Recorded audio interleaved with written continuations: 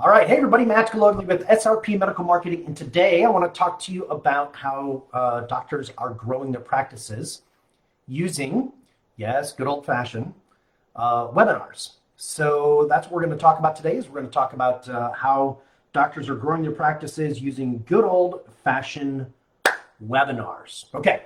So now this is not something new, right? The interesting thing about business and life is that what was once old is now new. A little bit of context for you. So my first big entrepreneurial venture where I wound up setting up a pretty successful coaching business back in 2000, starting in 2004, is we actually built our business doing teleseminars. Yeah, I know, hard to believe, right? So you actually would dial into a group line and we would do a teleseminar and we do this presentation. And at the end, people can make a decision to take the next step. And we would do 2 of those a night. We would do that on Tuesdays, Wednesdays, and sometimes on Thursdays. We would do one for the East Coast and then we'd do one for the West Coast. So we were doing them 7 p.m. and then 11 p.m. East Coast time. And we got really, really good at this. We supplemented that with doing live events as well. And then webinars came along and we started doing webinars and we thought it was the coolest thing in the world. GoToMeeting and GoToWebinar was just really kind of a blast. And we saw a big increase in engagement. And ever since then, webinars have really been a staple of one of the things that we do. And a lot of my doctors were doing the lunch and learn or their dinner and learn, and they would get 15, 20 people to show up, and they were making money. They were making $10,000, $15,000 a week just by doing these dinners. But when the pandemic hit, that all went away. So we transitioned them to webinars. And so what I'm going to do today is I want to share with you some of the key factors to make a successful webinar. Now, we, these are kind of some general rules that we follow. I actually have a big webinar going tonight with over 100 plus registrations for one of my doctors. First time he's doing it, but let me just give you some key insights of what works. Okay, so the first thing is that you want to use a tool like Webinar Jam. I'm not a big fan of GoToMeeting and GoToWebinar. I don't like the way that their interfaces work.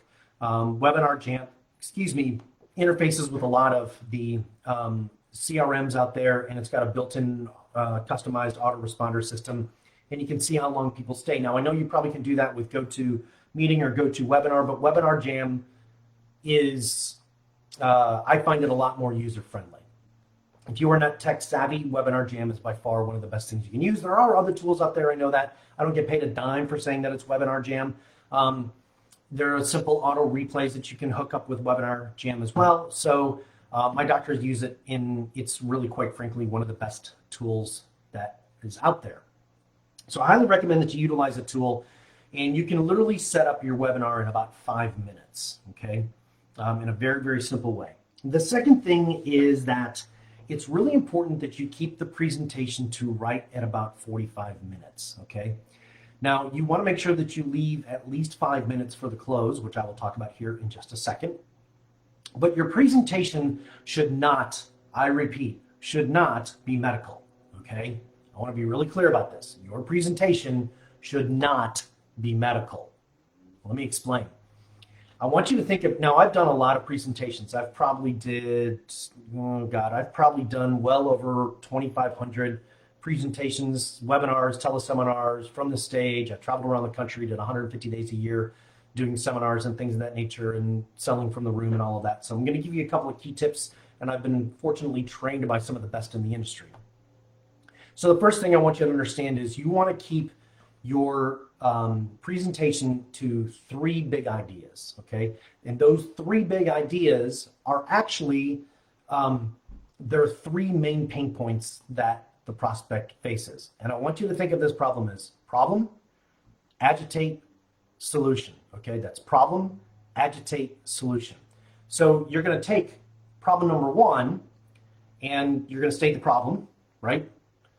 Agitate what they're unable to do, solution, your solution. Okay, now you're not going to make an offer at the end. Each one of your intro should take right at about 2 to 4 minutes max. You want to spend more time telling them what they're going to get. Do not spend a lot of time talking about you. Frankly, nobody cares. Okay, you're a doctor. I'm going to trust that you know what you're doing.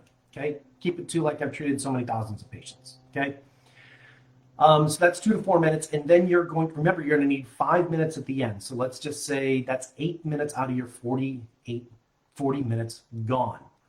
That means that you have 32 minutes left to go ahead and tell your story, which means that each problem, agitate, solution gets right at 10 minutes.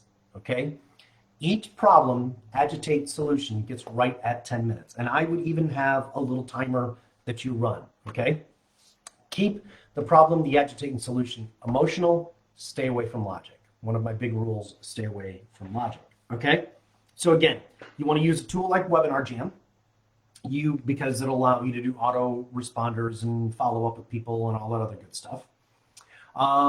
You also want to make sure that you keep the presentation down to 3 big pain points. You want to spend about 10 to 11 minutes on each one of those. That's problem, agitate, solution. At the beginning, you spend no more than anywhere between 2 to 4 minutes talking about mostly what they're going to get, a little bit about yourself. And then you want to make sure that you leave 5 minutes at the end for the offer. So what do we offer? You need to make it a compelling reason for them to come in or to do a telemedicine appointment with you. Do some kind of offer, something, right? Discount off the procedure. I would not go into pricing on the procedures. I would only talk about the consultation. Your whole goal here is to drive them to the consultation. I'm going to give you one last little tidbit here and one last little hint. And that is this. It would not hurt to have a video testimonial that you play or a testimonial that you utilize a person that is live. A video testimonial, like with Webinar Jam, you can pop that in there, no problem. I would recommend that you have that because somebody else talking about how great you are is going to be a lot better than you talking about how great you are. Okay? So that's it. Those are my tips for making money with a webinar. If you'd like to find out more, you can contact me directly. These are the kind of things that we work with our members of our group on one-on-one and in group to make sure that they get the best results that they possibly can. So there you go. That's it for today. Y'all have a wonderful day. Take care.